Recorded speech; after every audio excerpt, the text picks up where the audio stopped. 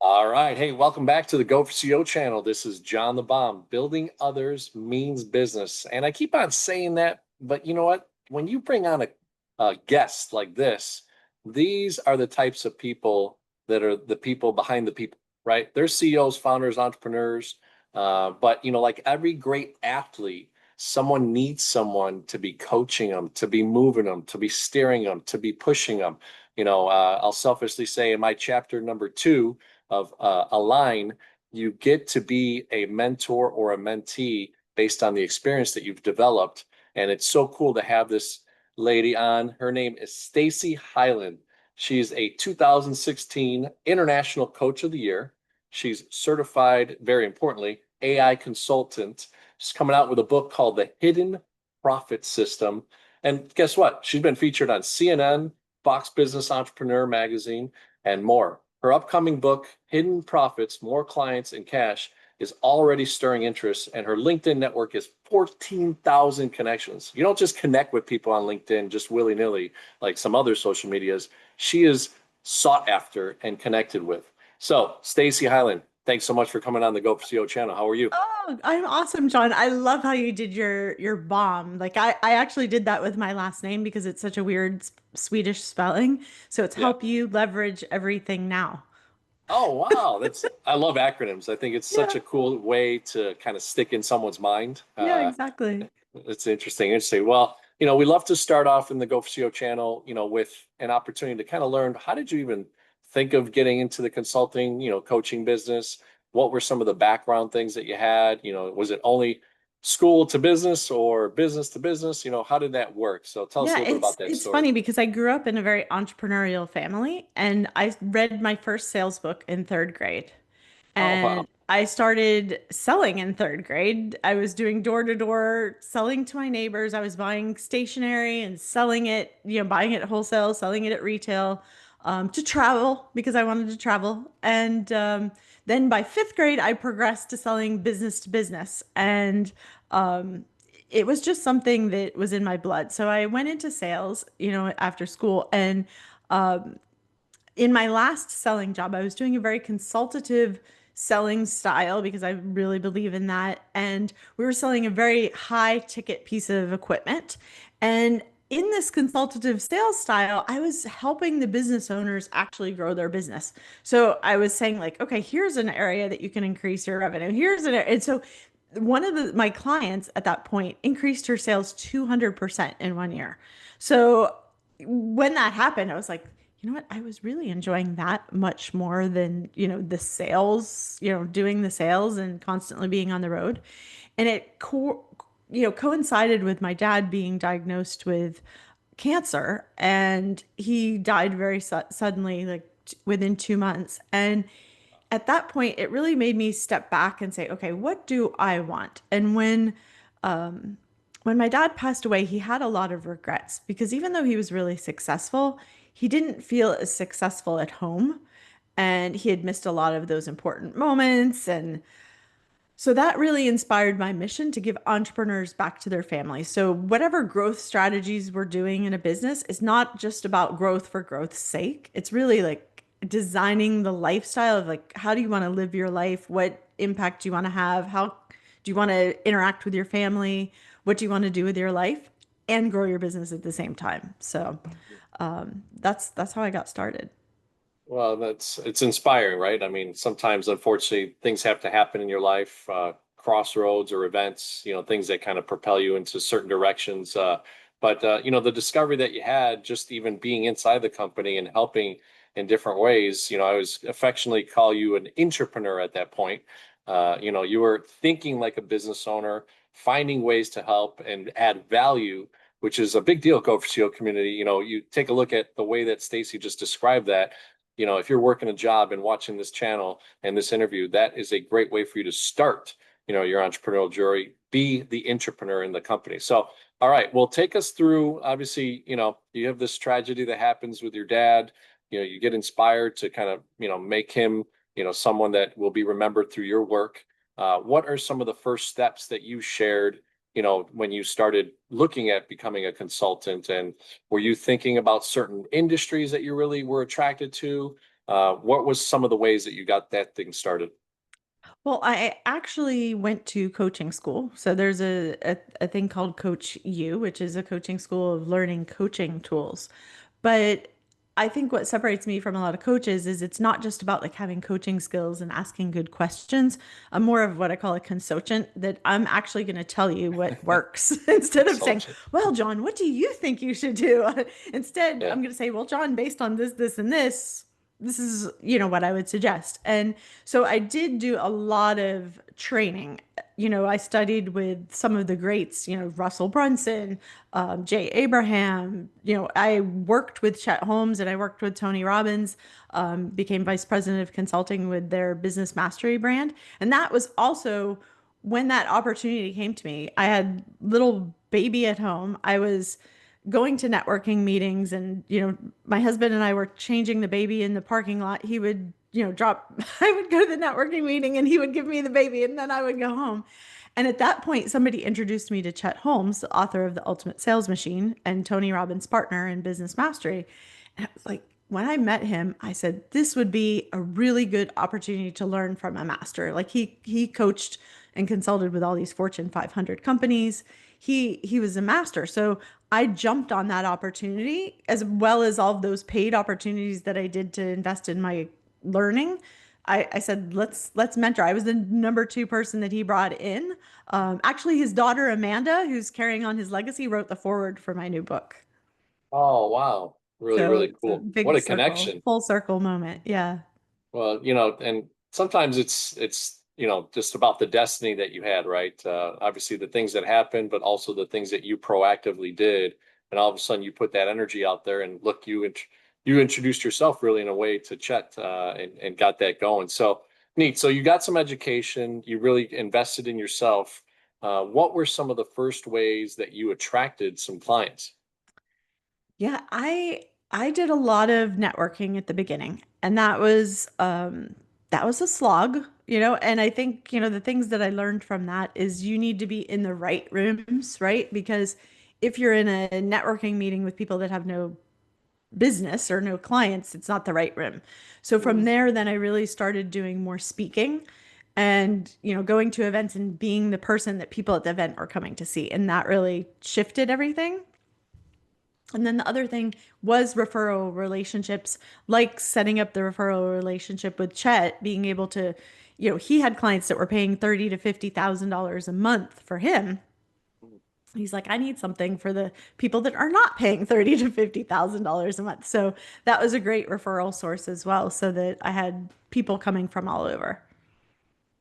Awesome. So you were able to see kind of a niche below that mark, right, of where he was at. Obviously, his credibility and trust was pretty high, Yeah. and he was in that level. But then you saw the opportunity to work with that lower tier. I always say, it's in banking. There's called emerging middle markets, and then there's middle markets, right? So typically, 1 million when you hit seven figures, you go to 100 million. That's kind of an emerging middle market, and Yeah. middle market is 100 million to billions of dollars. So Yeah.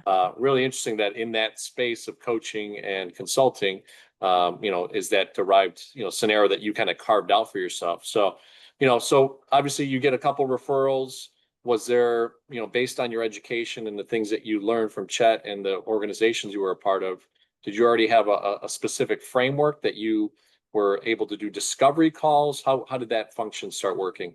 Yeah, so I do discovery calls with people to find out where they need to go, right? And um, before I did StaceyHylen.com, I really my brand was Business Optimizer Coach. And the reason why is because there's something in my brain that I'm just able to like hone in on.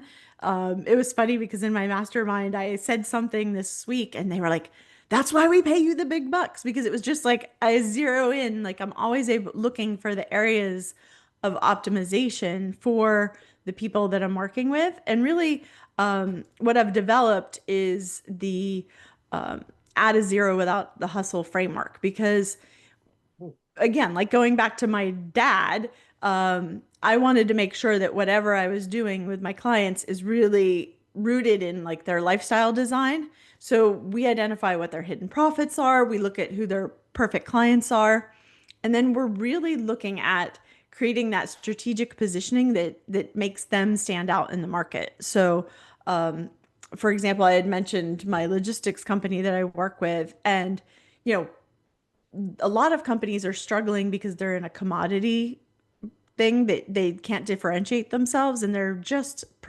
pricing and just the pennies on the dollar competition. And so really having a strong strategic positioning so that you have people that want to work with you and see you as the best choice in the market, see as you as the one in the market that they would want to work with. So to me, I start thinking when you're describing that, talking about branding, talking about value that you're putting out there in the marketplace. And now with social media, you could do that for free, right? And put that out there and kind of share messaging and do podcasting and all that type of stuff.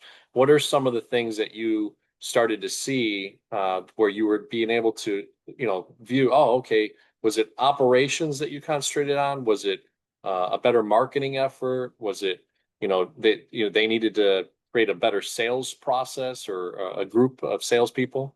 Yeah, so I don't really focus on the branding. I really look at the strategic positioning. So before you can do the marketing, you need to know, what is my strategic positioning in the marketplace? What is it that my perfect client wants? And so Mm. I often say that it's a spiral, right? So when I start working with people, and I've had clients now that have been with me over 15 years, people that have been my mastermind for 8 years. So what happens is you start, looking at who your perfect client is, and it's here. And then we come back to it, and it just keeps getting elevated, and it also gets clearer and clearer. So we want to figure out, with the perfect clients, what are their needs? What are their wants? And then how can we position ourselves so that the person that we're trying to market to wants what we have? And so that's really crucial before you start doing the marketing, before you start, blabbing all over on social media, that you know what that message is that you're helping people with. So in your current consulting, process, are you going through some sort of, 1 or 2 day process of that to identify that? Are you also attracting people that maybe are in the beginning stages, or do you like kind of midterm companies that are just struggling to get to the next level? Yeah, I usually work with people. We usually start with a VIP day to really dig into their business. I get all of their marketing that they're using right now, their everything that they're doing, and we really dig in deep into the marketing and the messaging and the positioning. Um, I generally work with people that are like on the cusp of $1 million up to like 20 million, $30 million. That's the sweet spot that, like, usually the CEO is very involved. A lot of times the education is still in the CEO's brain. Like, there's nobody else that says it as well as he does or she does, right? And so now I'm working with them, working with their sales team, working with their marketing to help them really hone that in.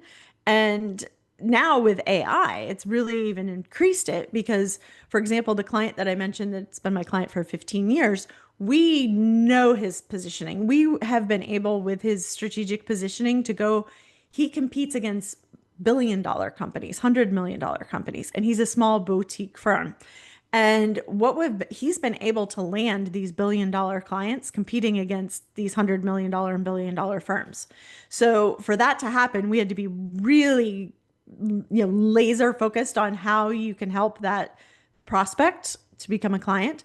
And recently, we're looking at, okay, how can this company now integrate AI into what they're doing? So we've been looking at, getting that voice out of the CEO's head and into his trained chat GPT so that it's like he had his mind blown. He came here to my lake house and we did a VIP day, and he had never used chat GPT before. He was literally having his wife do it on her cell phone. He would be like, can you ask chat GPT this?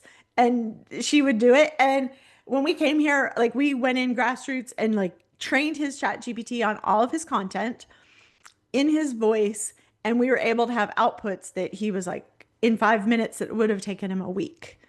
And so Mm. now we're also going down into the organization of his marketing, his sales team, to making sure that his sales team is following up on that. Because when you go from being a commodity to becoming a couture company, the one in the market that people want to work with, your salespeople are still, unless they've been with you forever, are still thinking, oh, let me do a quote. Let me do a quote. Right. And when you say, let me quote you, you're coming in as a commodity versus saying, Mhm. hey, listen, we're not going to quote you. We're going to come into your company. We're going to look at what it is that you need help with. We're going to look at where we can add value in your company, and then we'll design something that we think will help you get the result that you want. And so we've been working on that with his sales team to do that instead of let me quote you and just dialing for dollars and emailing for dollars. That's a interesting way, right, to position yourself. And I think it's hard sometimes to break the norms of industries, right? You know, take it, we'll call it roofing, right, as an example. Yeah. You know, roofing may have that systematized way that everybody does it a certain way, and then they're competing within dollars of each other for quoting things like you said. You know, to bring Yeah. you in and add a value position is it's so different, right? And it's really an approach that could really help a lot of people. So Go for CEO community, you know, check out staceyhylen.com and kind of get some more of that research of how she's been able to implement that. So tell us a little bit about, you know, what you did really to start, you know, expanding. So has it been a service right now for throughout the years that you've been able to do just on your own, or do you also have subsidiaries of yours, or maybe joint ventures that you do in collaborations? What are some of the ways that you have expanded your own business of consulting? Yeah, so I've done a lot of one-on-one consulting. Like I mentioned, I was vice president of consulting with Tony Robbins, and that was a lot of fun. I learned a lot there.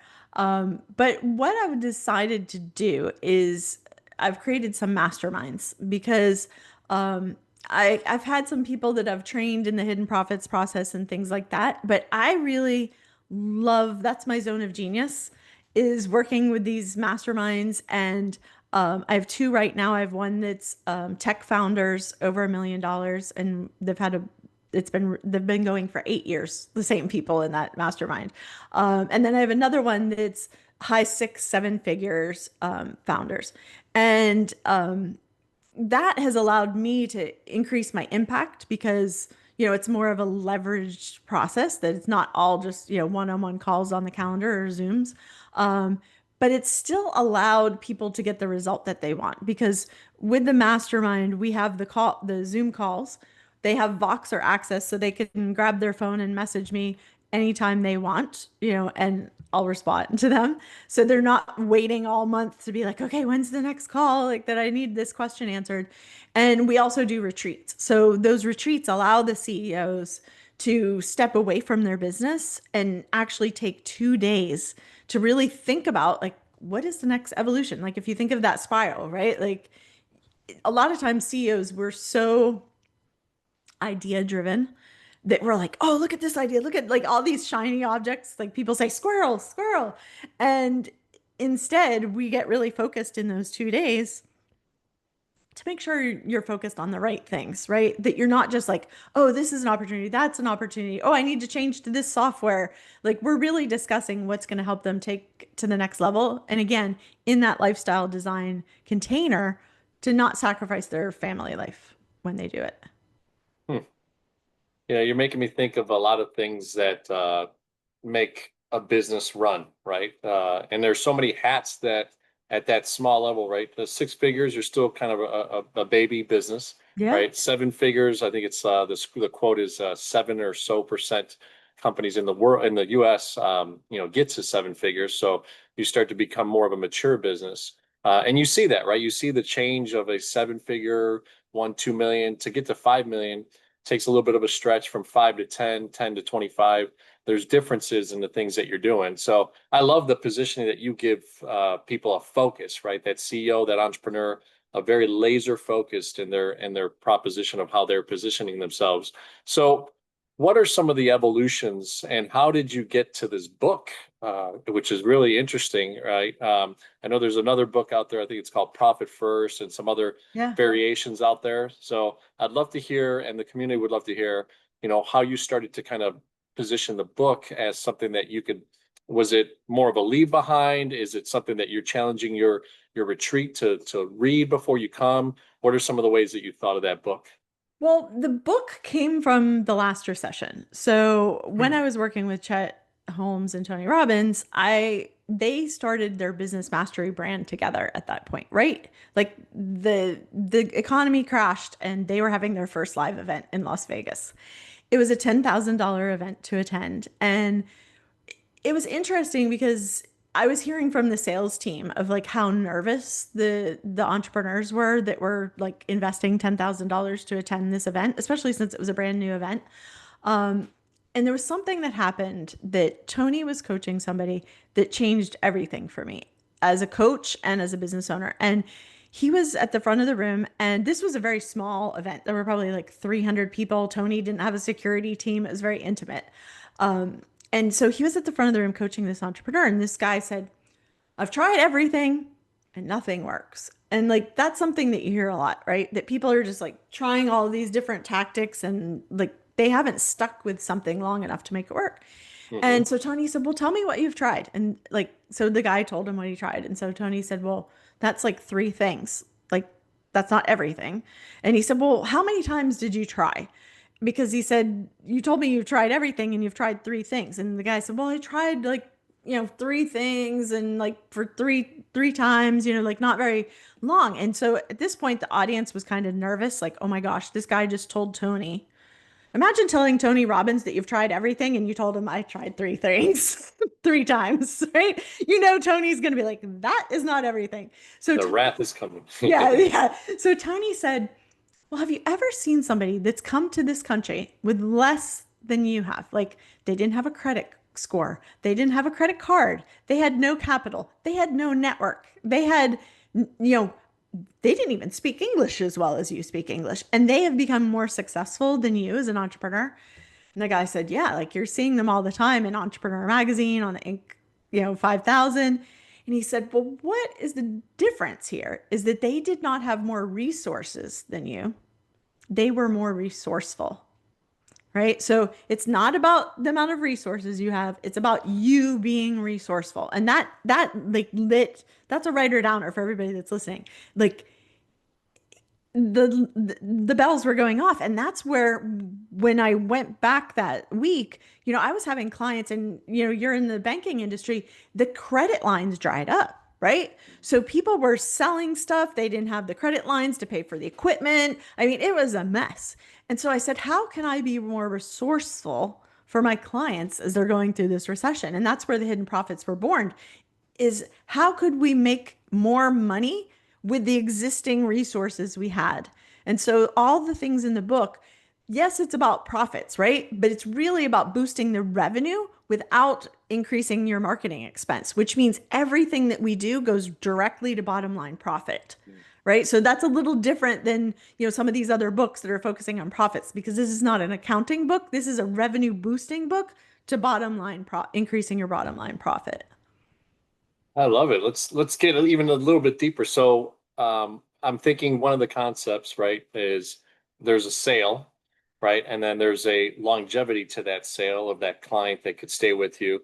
Are you teaching them, different, add-ons at that point? Is it an initial sale plus a bundle of packages? What's some of the ways that you are teaching them to kind of go deeper in that revenue cycle? Yeah, so one I'll give you a few examples. We can go into a few of the hidden profits so people can actually go off and implement these. So, um, one of my clients at that point, we did our first call and he told me, I'm really having trouble. There's all these new big box competitors in my industry. They're doing TV ads. I really can't compete. On his intake questionnaire, he told me that his staff was older. They didn't do anything he said. So when we got on the first call, I said, okay, we're going to have to clean house. I remember looking at this questionnaire being like, well, he needs to bring in new employees and we'll, get this going. And he said these people are family members. Like he had uncles that were like 80 years old working for him. And he said, and other people were people in his church. And he said, with all this recession, being from a small town, I cannot like with my heart let these people go. So I said, oh crap, like this is a challenge. So because they weren't doing anything that he asked them to do, we said, what can we do is the simplest thing to get him a result? And so what we did is we incorporated one question.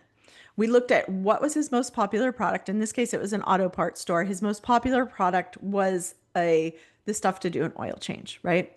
So we then trained his staff to say, would you like an air filter with that? He increased his sales 48% in 1 month during the recession. And so with one question, so it was just like everybody was coming in to buy the oil change. He gave his staff some of the education about like, hey, why should they do an air filter if they needed to talk about that? And it was a simple thing, 48% increase in 1 month. Now, Wow.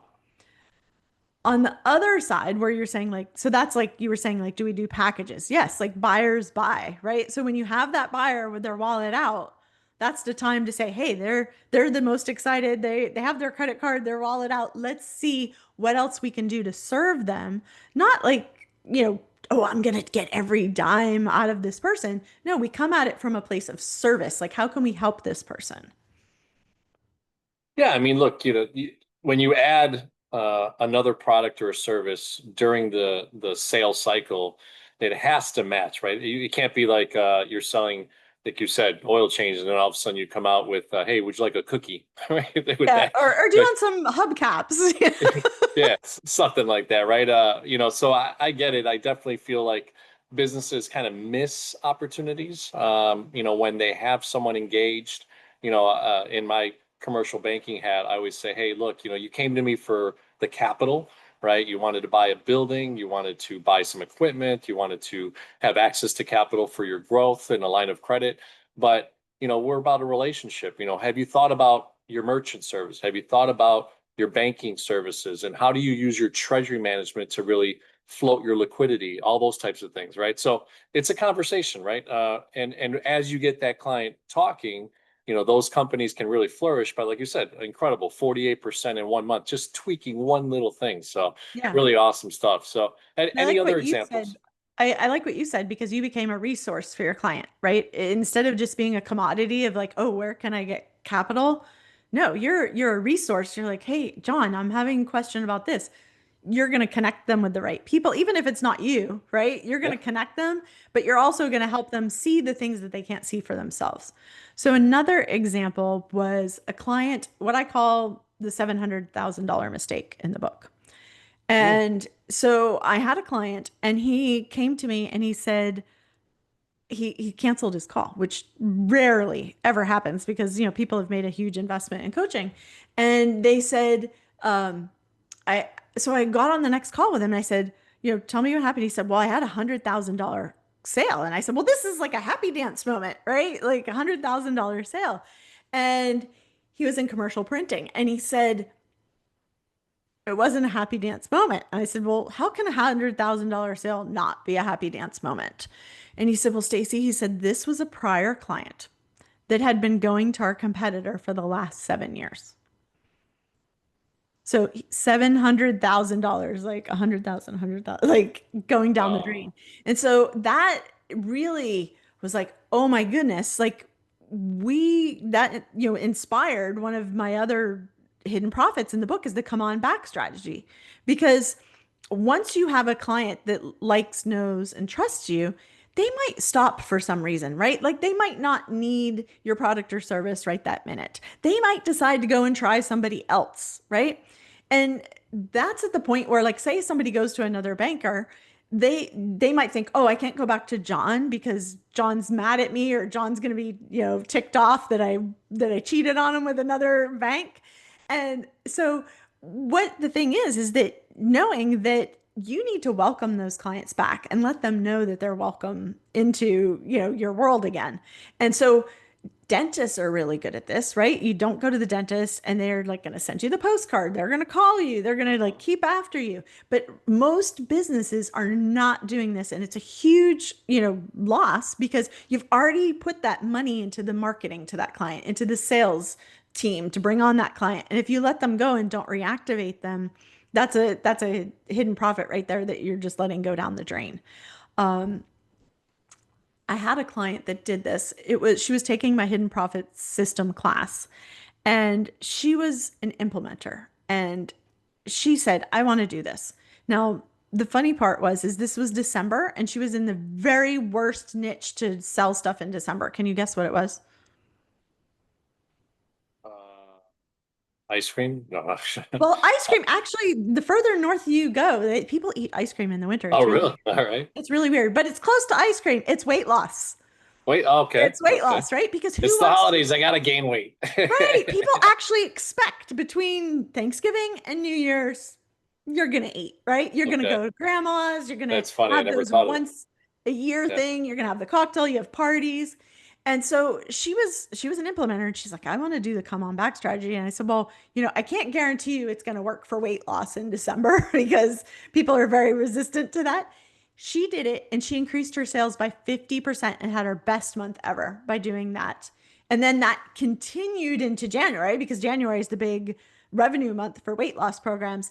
And so it even went up another 10,000 in January after that. So you want to give your past clients permission to come back. You want to give them a reason to come back. In this case, she gave them a very good reason to actually take action in December versus waiting till the new year.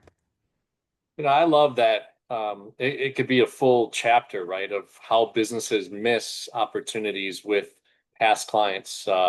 When I sold my business in '09, I got into banking. So I always joke about being an entrepreneur and becoming a banker instead of vice versa. And, one of the things, once I get into leadership, I would always tell bankers and say, hey, look, how many clients have you interacted with, right?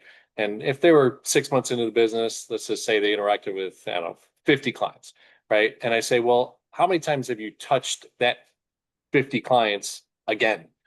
Oh, no, I don't call them back. They're done. They already got their whatever, right?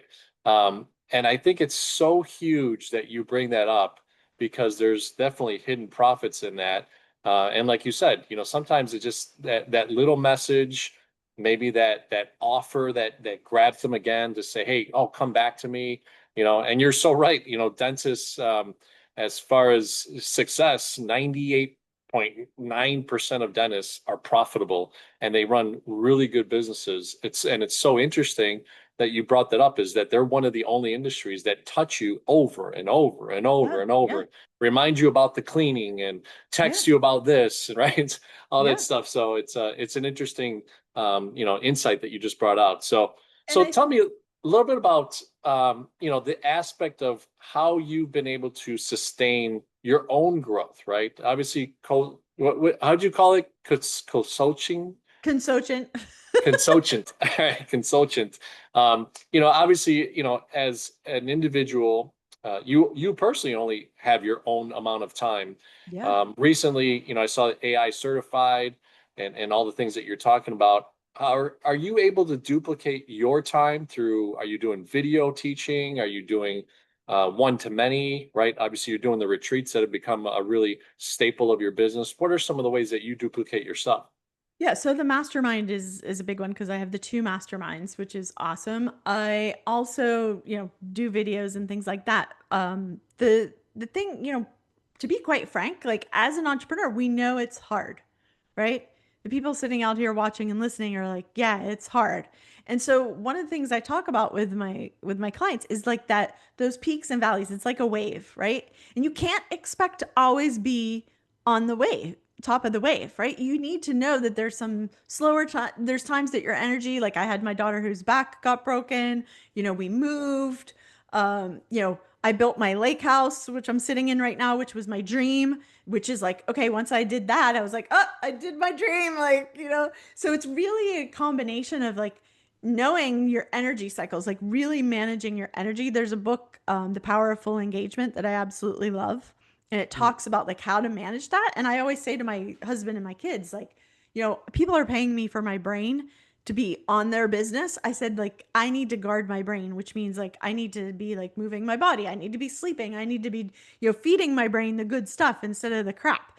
And so those are some of the things. And then I myself have also invested in masterminds and training and coaching. And, like you mentioned the AI, like I've been in AI now for 2.5 years. Like when ChatGPT came out, I was on it.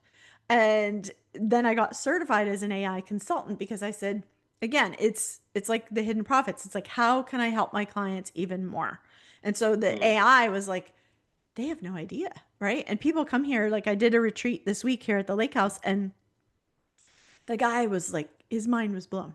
We took his stuff and he said, we were brainstorming all, like you have the flip chart here. We were brainstorming all of his things about his perfect clients, his strategic positioning. He's like, I don't know what we're going to do with it. And then I like popped it into his AI and trained his AI on this new language and strategic positioning. And he was like, that is amazing. Right. So I've been able to use AI to get so much more done in my business and automate things. And now I'm helping my clients do that too. I don't know if people see this, but like, if I'm on Instagram or some other socials, it's interesting. If you're over 40 and you're using ChatGPT as Google just to search, you're using ChatGPT wrong, right? So those Yeah. types of things.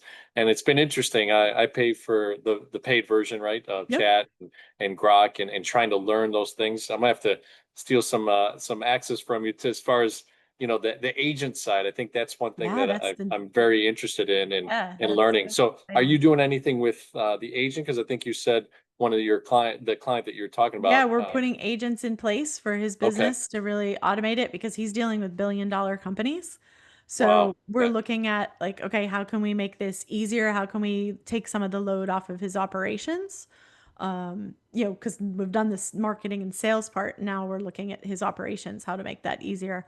Yeah, the agents are going to be a game changer because I think in the past, like I was, looking and developing agents and things on the side, but now it's much more, you know, available to everybody, right? So you're going to have the tool. You don't have to go buy another software, another tool to be able to do this in your business, but it's going to make a huge difference to be. And for people that are listening, they're like, I don't know what agents are, right?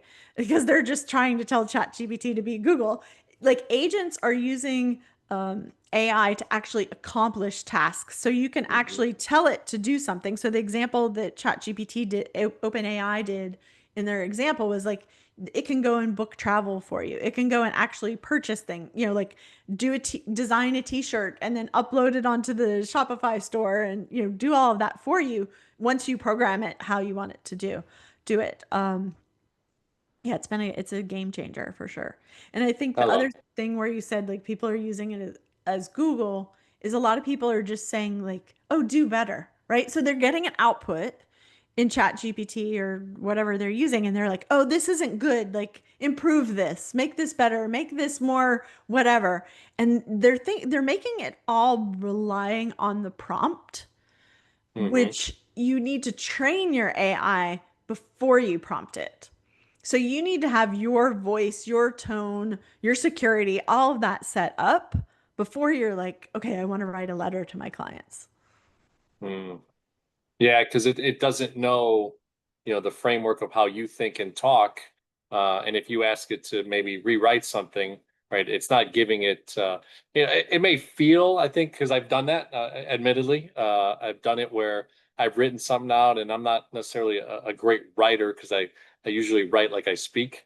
My wife always says that to me, so I got to slow down a little bit. And I've used it for that prompt. And it's interesting. I'll feel like it does give it a little bit of a polish to it, but not exactly the way that I would have wanted to share it. Right, And I right. think people are noticing, those that are in the know, that are still very few, are noticing, oh, that sounds like it might have been like an AI, feedback Response. per Yeah. se. Yeah. Yeah. For So example, yeah. it's And interesting. I'm now using it in the sales process. So we're looking at like, okay, we're having a call with a prospect. How are we using that call with the prospect to develop the follow-up plan custom for each particular prospect Mhm. versus having a one and done like brochure that you're sending out? Like we can actually customize a brochure like in less than 5 minutes that's for that prospect. And I had recently done a training for a bunch of medical device companies, and these were like the top leaders at medical device companies, and they had their minds blown because they were trying to use it as Google a little bit. They were trying to do the do better prompts, but they didn't have it trained in their strategic positioning. They didn't have it trained in their particular voice. I will give you a quick tip for you and all the listeners. Do you have it on your phone, John? Yes. Okay, so talk to it. Talk Okay. to it. So instead of trying to type out, like, I want to write a letter to blah, blah, blah, blah, you're going to get much more Johnness on it than if you were like, hey, I have this guy that needs financing for this building. We have this, we have that. Like, here's the things that I see that he should consider. These are the timelines. And please write a thing that sounds, and that's going to be much better than trying to type it in. Plus, it'll save you so much time using the Interesting. voice. I know, Yeah. honestly, again, that's a learning lesson in Go for CO community. This is one of the reasons why I love even having this podcast is you learn from such great minds and different ways and different strategies of talking to even now your chat GPT, right? Or your It's Grok. going to save you hours a week to talk to it versus typing I love it. I love it. Will and get do. Will much do. better responses. I like taking action when I hear a great advice. So So love it. So tell me, one of the things that consultants struggle with, right, is keeping business sometimes. And sounds like you've had longevity with your clients. What are some of the ways that you kind of keep the nurturing aspect of that relationship and keep adding value? I mean, it seems like you've kind of mastered that over the years. Any two or three tidbits and why people stay with you so long? yeah, I think it's interesting because there's a lot of negative press in the coaching community these days about like people that are scammers and crooks and they did one thing one time and then they're selling a coaching service on it. And I think the difference is as I have very deep knowledge, right? We're talking over 20 years of marketing, sales, business experience, and I'm always looking at how I can add value to my client. Right. So, like, I have that client that I said that's been with me for 15 years. I have other clients that have been with me 10, 12, 7 years. That's unheard of in this industry. Mhm. And so my mastermind, the one mastermind, people have been in there for 8 years. It was supposed to be a 6 month program. And Mm. after that first 6 month session, everybody renewed every single time for the last 8 years. And it's because we look at how we can add value to each other. The other day I was just writing a post on this. I woke up on a Sunday and I had I think it was 64 messages on my WhatsApp channel, which this group likes WhatsApp. My other group, we don't use WhatsApp. But this group, they're tech founders, they love WhatsApp. So one of my founders had a crisis and she put it in there and the rest of the group just like gave value, helped her. Like, we don't usually text on the weekends, right? Because we allow that space for the families, but everybody came to the rescue and like really provided value, and I think that's really important. um I think the other thing is to be able to like laser in on like what are the things that my clients can't see for themselves that I can see for their next level. So for example, one of the women in my other mastermind, she said, "Oh, I'm going to write an ebook." And I said, no, no, there's enough ebooks. You're going to write a book. And so she actually wrote a book, bestseller. Now she's off speaking. She like, so I'm not afraid to say the hard stuff of like letting you coast and letting you play small. I really look at the potential within my clients, what they want, and help see the vision for where they want to go and help them reach it.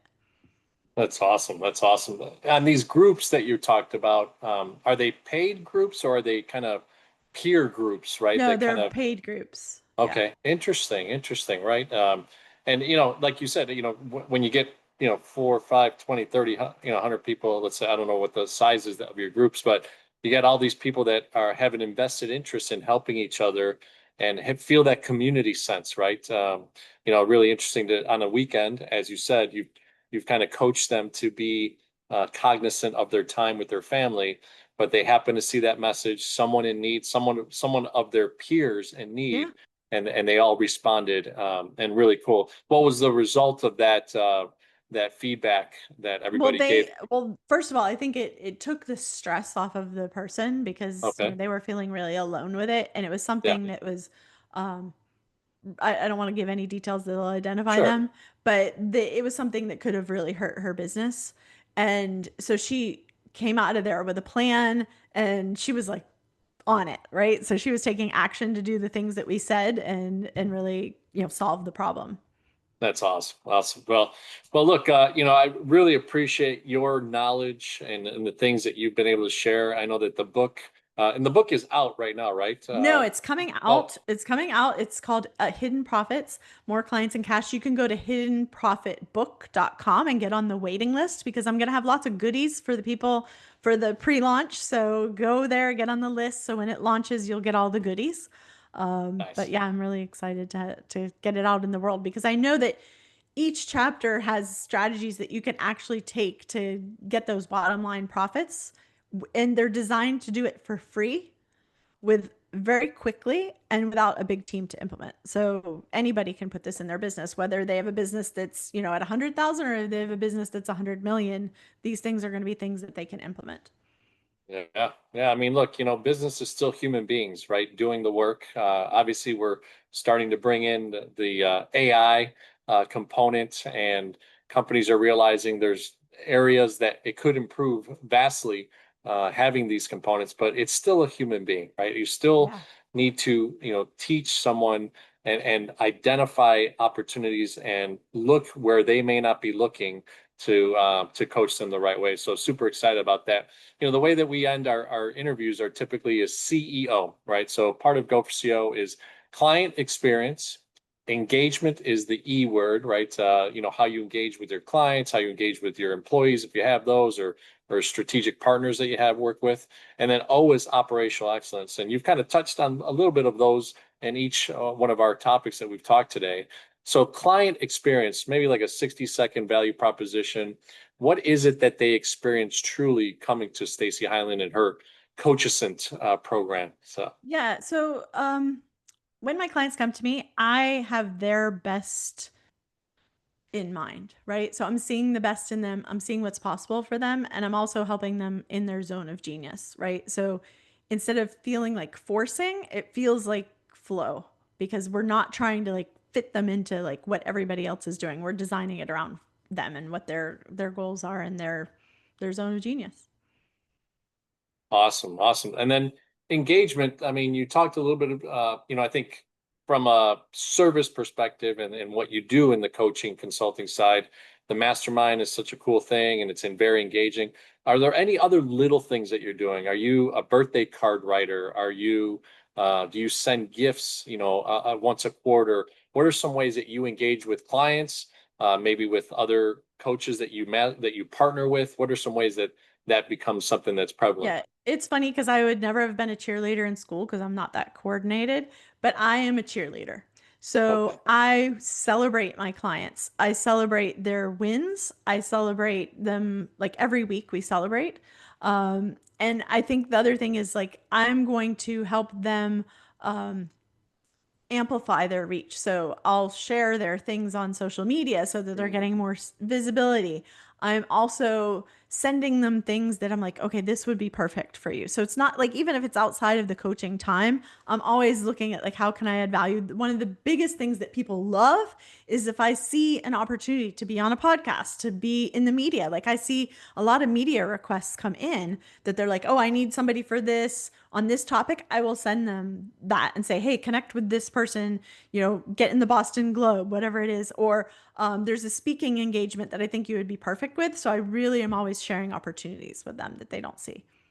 I love that. That's a different way to look at engagement, right? Is you being so proactive that you're finding opportunities that doesn't even mean that you're getting paid for it. You're just adding value and adding value. I love it. And then So they don't have to resist the brownies, right? Like, I love it. So the last one's operational excellence. I know that we didn't touch on everything. You gave a really great insight on how you're using AI and really training the agent mindset of it and the voice and to talk to your AI. Don't yes. just prompt it, ladies and gentlemen. All right. But any other tools that you're using? Are you using Monday? Are you using some other great CRM? What are some tools that you're using in your operations day to Yeah, day? I think that so I'm using Go High Level, which has a CRM and lots of back end capabilities that are in it. If people want to hear about that, they can message me. I'm using ClickUp with my team. And I'm also using Slack with my team. And I think the other thing is not just like I am not an operations person, I am more of an idea person And so I surround myself with my team that they're like dotting the I's and crossing the T's for me as I move as fast as I move. So having a good team that is, um, operations focused versus, relying on yourself if that's not your skill set.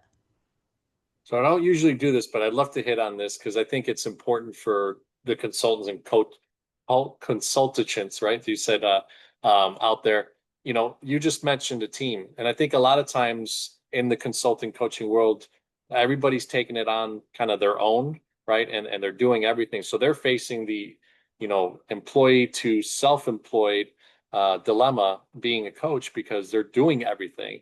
So Yeah. you just talked about a team. Why don't we just diverse a little bit there?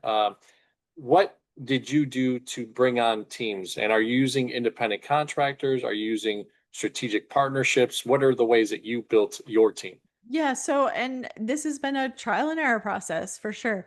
But I'm using independent contractors and I'm looking at, like I said, the areas where I am not operationally excellent in to bring in people that have the strengths in that area. Because I think a lot of times people hire people that they like, right? And Yeah. I've done this a bunch of times. I've made that mistake. And it's because like, oh, we have great energy together. Like but no, I don't need somebody like that. I have me that does that. I need somebody that's like, okay, Stacey, you need to do this.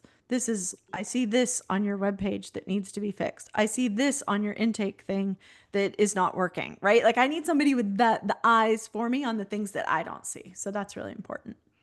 Awesome. All right. Well, thanks for that last nugget there. Let's tell everybody how to get a hold of you. What are some of the best ways to really interact? Are you taking clients right now to keep on consulting in the future here, and all those types of things? Yeah, so I have a very limited availability right now, especially because of the AI. I'm doing the AI accelerator days where we're training your AI, we're incorporating the hidden profits. So we're looking at everything that we can do to help you increase your revenue and your bottom line profits in one day. So those things have been flying off the shelves, and I'm actually going to be raising the prices because people are just buying them left and right. Um, I do have room in my mastermind, so optimizemastermind.co.